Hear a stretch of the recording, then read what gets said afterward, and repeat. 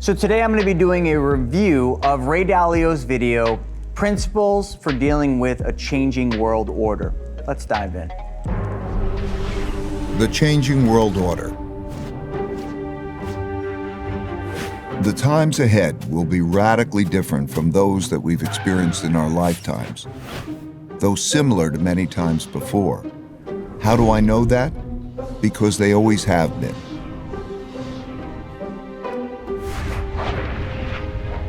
Over my roughly 50 years of global macroeconomic investing, I've learned the hard way that the most important events that surprised me did so because they never happened in my lifetime. These painful surprises led me to study the last 500 years of history for similar situations, where I saw that they had indeed happened many times before, with the ups and the downs of the Dutch, British,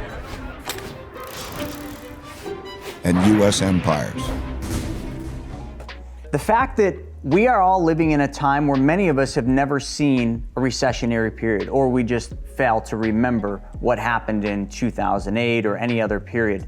So what he's talking about is to understand what's possibly happening in the future, we must go back and understand history.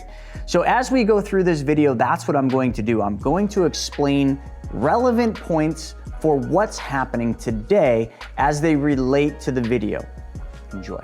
Sunday evening, August 15th, President Nixon went on television to tell the world that the U.S. was breaking its promise to let people exchange their dollars for gold. Of course, he didn't say it that way. He said it more diplomatically, without making it clear that the United States was defaulting. The strength of a nation's currency is based on the strength of that nation's economy. And the American economy is by far the strongest in the world.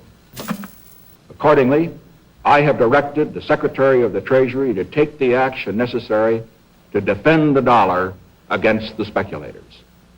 I have directed Secretary Connally to suspend temporarily the convertibility of the dollar into gold or other reserve assets, except in amounts and conditions determined to be in the interest of monetary stability and in the best interest of the United States.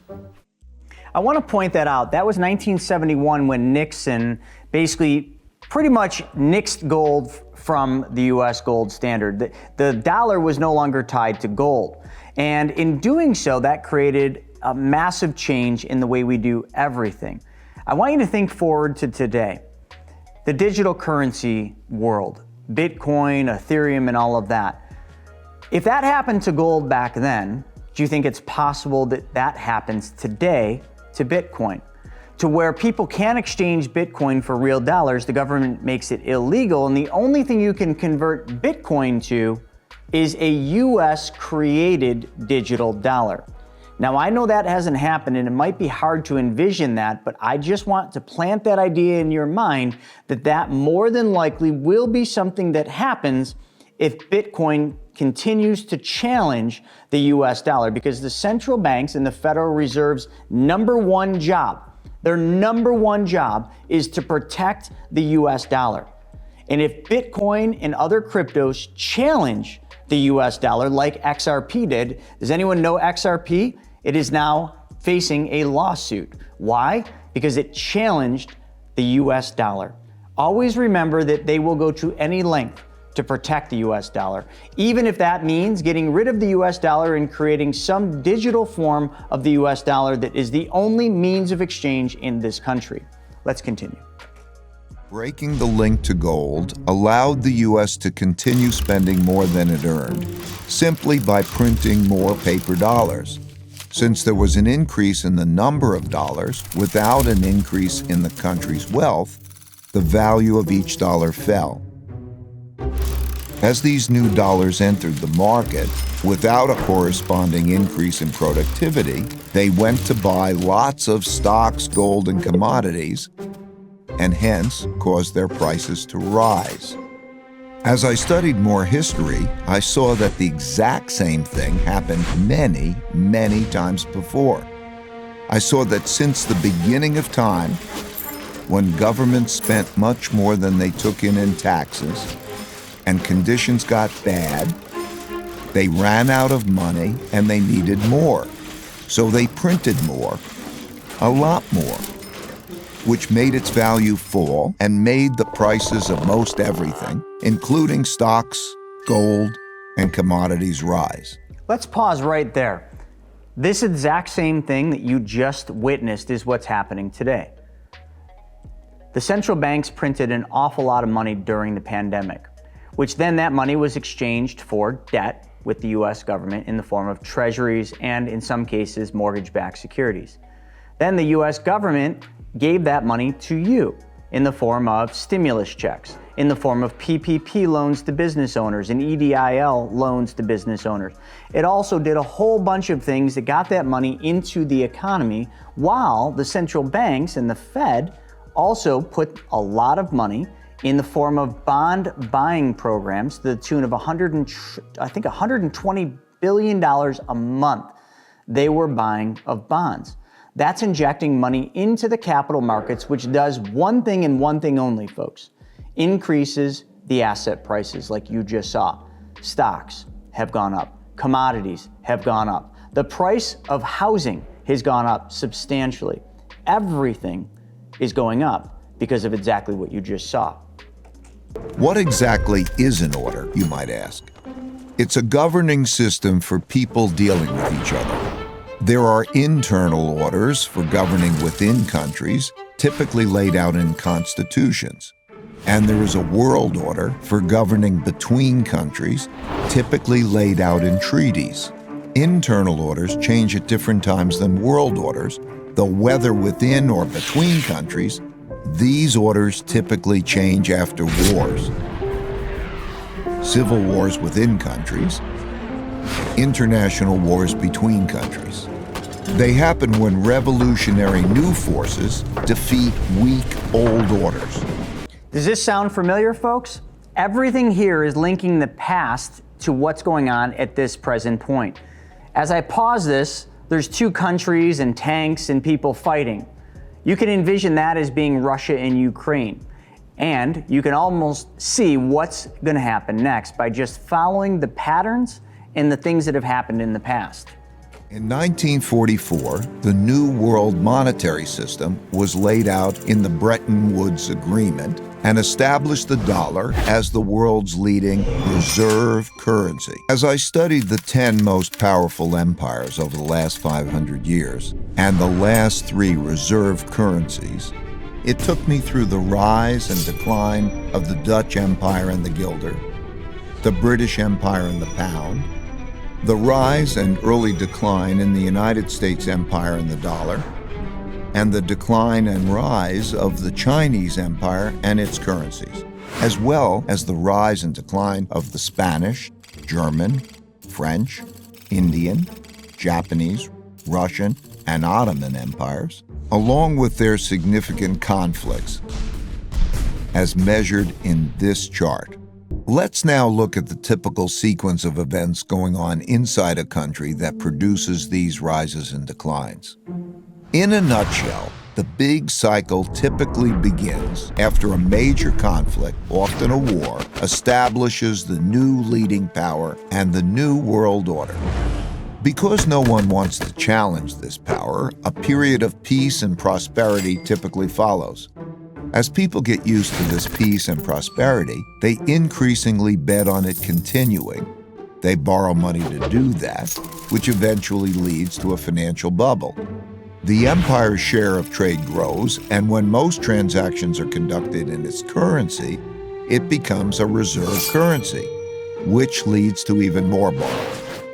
At the same time, this increased prosperity distributes wealth unevenly. So the wealth gap typically grows between the rich haves and the poor have-nots. Stop right there. Everything he just mentioned, he's not referencing the US, but it is the US right now. We have been printing and printing money because we have the reserve currency. To the Fed and the central banks, the US dollar is the best product on earth. It is a dollar, a product that they can print unlimited amounts of and that everybody wants, because of what you just seen. Now, the other thing that you see happening is the wealth divide. You don't need to be very smart or look very far to see that this country has a massive wealth divide. The haves and the have-nots, or the poor and the wealthy, there is a massive difference between them.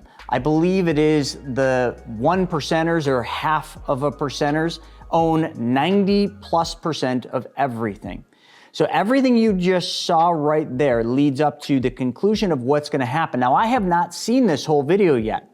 I am doing a play-by-play because I study economics, I study history, and I've studied everything he's talking about, including the fact that I've read his books. But I can almost predict what this next part's going to be. But I want you to understand the little things that he is saying, not referencing where we're at today, but referencing history, so you can draw the conclusion of what's going to happen next. Let's check it out. As the country becomes the largest international trading empire, its transactions can be paid with its currency, making it the preferred global medium of exchange. And because their currency is so widely accepted and frequently used, people around the world want to save in it, making it the preferred storehold of wealth. Stop right there. That is the US dollar. That is why it is the most valuable and precious product that the Fed and the US government has, because of what you just saw. It is the reserve currency. It is the dollar that everybody wants, everybody trades in, and it is also what oil and crude is traded in. So the thing to notice here is that the US dollar has not always been the reserve currency. There's been other empires that have had reserve currencies, and they have all gone up, flatlined, and then gone down, as you're seeing from the cycle. The US is on a decline. You see it happening every single day. When they continue to keep printing more and more money to support the things that they're doing, weakening the dollar, other countries or soon-to-be empires see this, they see opportunities, and unfortunately, the one scary thing today is the Russia-Ukraine war, because we all know who China has as their back, or who Russia has as their back. And it is not, it is China, which is who we do not have. So if you've got two world powers, the US and China, and then you look at what's going on over in Russia with Ukraine, and you look at who the US is backing and who China is not talking about, but who you know they back, you can kind of see what is to come, which is a very scary sense of reality, but also will allow you to prepare and get ready for what might be happening in the not so far off future. As people in these rich and powerful countries earn more, that makes them more expensive and less competitive relative to people in other countries who are willing to work for less. At the same time, people in other countries naturally copy the methods and technologies of the leading power, which further reduces the leading power's competitiveness. As people become richer, they tend not to work as hard. They enjoy more leisure, pursue the finer and less productive things in life, and at the extreme, become decadent. Does that sound familiar? I want you to just look at any item of clothing that you're wearing right now. Just look at the tag. Where was it made? I bet you a lot of you will say, not in the United States. Probably China. Not only that, I want you to think about all the friends and the family you have. How motivated are they to go out there and kick ass and take names in their work? Not very. They're complacent. They're more concerned about watching the game, drinking the beer, going out, having fun. Sounds a lot like what he just described. And actually, if you go back and study the Roaring 20s, it was identical right before the Great Depression. As people get used to doing well, they increasingly bet on the good times continuing and borrow money to do that, which grows into financial bubbles. Having the world's reserve currency inevitably leads to borrowing excessively and contributes to the country building up large debts with foreign lenders. While this boosts spending power over the short term, it weakens the country's financial health and weakens the currency over the long term. In other words, when borrowing and spending are strong, the empire appears very strong, but its finances are in fact being weakened. When the government has problems funding itself, when there are bad economic conditions, and living standards for most people are declining, and there are large wealth, values, and political gaps. Internal conflict between the rich and the poor, as well as different ethnic, religious, and racial groups, greatly increases. This leads to political extremism that shows up as populism of the left or the right. Those of the left seek to redistribute the wealth, while those of the right seek to maintain the wealth in the hands of the rich. Typically, during such times, taxes on the rich rise, and when the rich fear their wealth and well-being will be taken away, they move to places, assets, and currencies they feel safer in. These outflows reduce the empire's tax revenue, which leads to a classic, self-reinforcing, hollowing out process. When the flight of wealth gets bad enough, governments outlaw it. Those seeking to get out begin to panic. These turbulent conditions undermine productivity, which shrinks the economic pie and causes more conflict about how to divide the shrinking resources. Populist leaders emerge from both sides and pledge to take control and bring about order. That's when democracy is most challenged because it fails to control the anarchy. Does that look familiar? Because that's pretty much exactly what's been going on for the last year and a half, maybe even 2 years. There is a lot of divide between the country, whether it's left, right, black, white, vaxxed, unvaxxed. It's constant battle after battle after battle.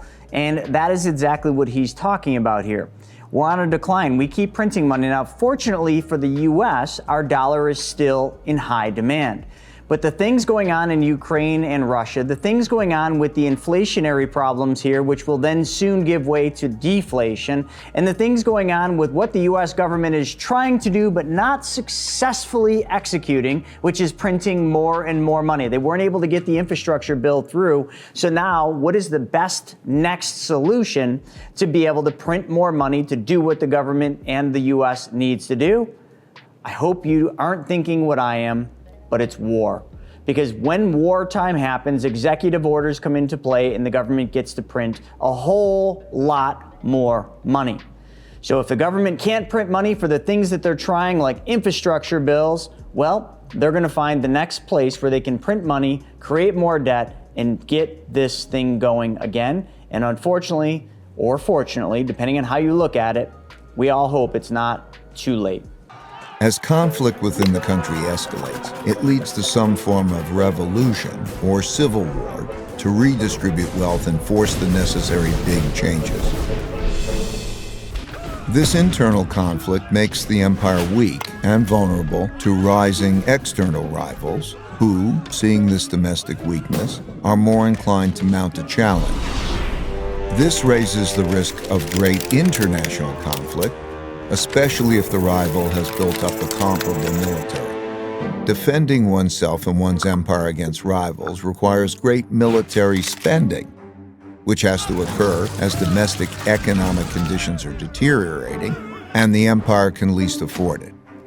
Since there is no viable system for peacefully adjudicating international disputes, these conflicts are typically resolved through tests of power.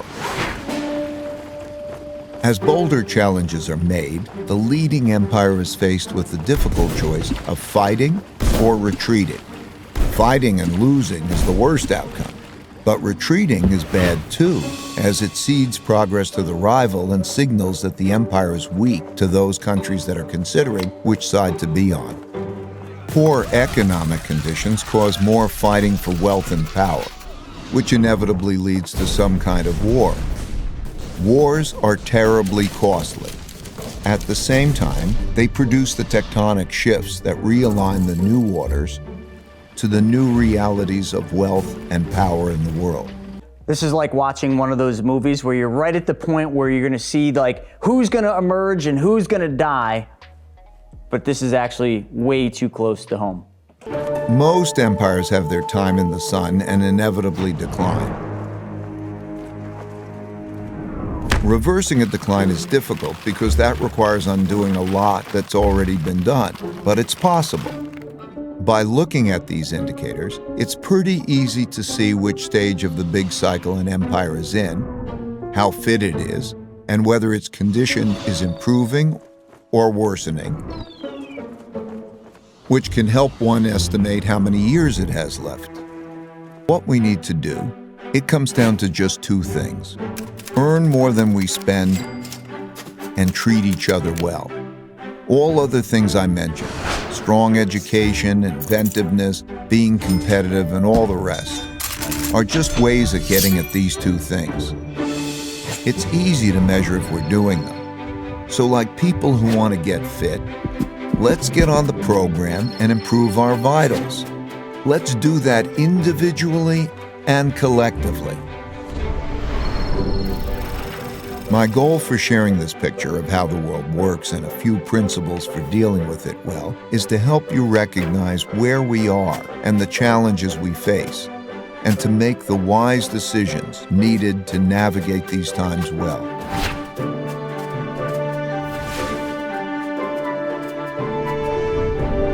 Since there is a lot more to discuss and we are out of time, you can learn more in my book, Principles for Dealing with the Changing World Order, and I look forward to continuing this conversation at economicprinciples.org and on social media. I would love to go back to the economicprinciples.org and suggest that all of you go on there. Now, it's difficult reading if you're not familiar with economics or the financial system, but the white papers that Ray Dalio has up on that website are simply amazing. I've read most all of them. I conclude a lot of my, I'll call them opinions, my speculation, and the probabilities in what I say based on these white papers and history as a whole. So I would urge all of you to do the same. We all have to do our due diligence. We all have to go out there and focus each and every single day on helping others solve their problems. Because until we start solving everybody else's problems instead of trying to solve ours, we're on a tailwind. We're basically in a plane going down, or we're just like the Titanic. We hit the iceberg and now we're sinking. If everybody works together, if we really, really get this government in the right place, which right now I do not feel we are in any way. I don't know if you noticed his little indicators with leadership. It was moving more toward the weak part. Yeah, I think our leadership is pretty weak, so that would be a good place to start. And then also change our focus to becoming the world power that we have been and focusing on how we got here, the innovativeness, and start becoming that power by creating more on our lands. In the United States, we need to produce more, we need to create more, and we need to innovate more instead of outsourcing that to everybody else like this leadership seems to want to do. Just look at oil right now. We outsourced all of our oil again when we had the ability to be self-sufficient with oil. And just like that, with the stroke of a pen, that went away. And now you have $5 a gallon at the pumps. Folks, I hope you enjoyed this video and the commentary that I provided, and I hope that you make some decisions with how you invest, what you do with your money, and I also hope that you start trying to seek out and learn the truth about money. Because what you've been taught about money, for the most part, is a big lie, and it's time to learn the truth. If you like this video, folks, make sure you check out this one, because it will then conclude more about what is next. Also, subscribe to this YouTube channel and click the little alerts button so that you're notified each and every single time we put a new video up. Until then, have a good day.